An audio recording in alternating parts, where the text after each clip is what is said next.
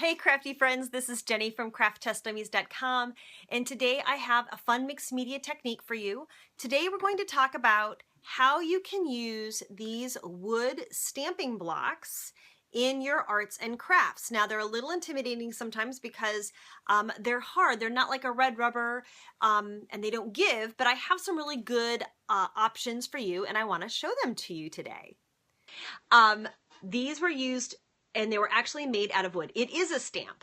These new ones are created out of resin. So what they are is basically a resin casting. It is pretty deeply etched. I would say that it's over 1/8 of an inch, maybe more like 3/8 of an inch deep. And they are created out of resin. So the good news is about resin blocks is that you don't have to worry about them getting wet and then splitting and deteriorating. They're pretty much impervious. Now, I haven't used them with heat yet. I may try that. But as of right now, I want to give you 4 fun ways to use them. That includes using them as a printing tool, as a stamping tool, and also to do rubbings. All right, so the rest of the periscope I'm going to show you in fast time because I can show it to you in half as much time here. And I want to first point out that I am using a foam stamping block. This one is about 1/4 of an inch thick, but you can use any kid's craft foam. And if you only have a little thin one, then put 2 or 3 together. You can also use a mouse pad, as you see over here on the right-hand side.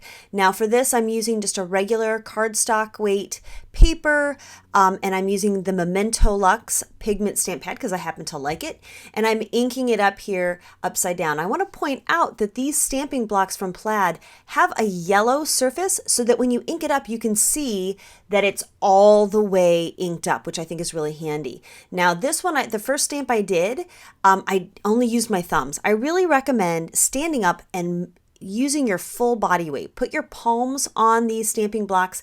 That way it will compress right in to your surface. And as you can see here, I used the mouse pad, I stood up, and I got a much better image. So if you're going to use these resin stamping blocks for paper stamping, make sure you use that squishy surface underneath.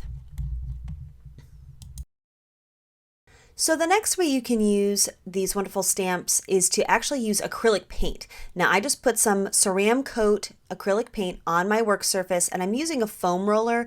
You could use a hard brayer too, that's okay, but I like a brayer for this application rather than trying to dab it on. It's just smoother. But as you can see, you roll the paint on and then you get a nice surface. And that was just on some lightweight cardstock there, but you can also use heavier surfaces. Oh, by the way, cleaning up with a baby wipe is a great thing. You do not want acrylic paint drying in your resin stamp here because it will get in those little nooks and crannies and mess it up. So I just use a baby wipe for in between really quick, but you could also keep a shallow dish of water handy and just dump it upside down in the shallow dish of water just to keep it from solidifying. And as you can see here, I'm stamping on a tag and voila, it is so very pretty. Yay! So this next technique I'm going to show you is using a jelly plate for jelly printing. Now this is a mono printing technique where you use acrylic paint and you roll it on a gelatin plate, and you can purchase those commercially or you can make your own. Check the cards because I will have a link to my recipe for making them. And you just spread your ink out with a brayer or a foam roller as you see here, and you can stamp right onto the surface. Now what that does is it inks up your stamp so you can stamp onto paper, which is great. It's a nice smooth surface. Or you can go ahead and lift a print using the negative that you'll get on the jelly plate. The final method I want to share with you today is using oil paint sticks and fabric. Now this is kind of fun. I already had these paint sticks in my stash, but these are literally oil paint in a stick form. So sometimes it forms a skin over the top that you have to kind of scrape off. But once you do, you'll find that there's plenty of good oil paint underneath. And you want to stretch your fabric over the block. You could use a rubber band. I just used my hand for this demonstration. And then you want to just use a light touch and use a rubbing motion and your pattern will emerge. So this is kind of like doing, crayon rubbings. I want to show you again here using the elephant.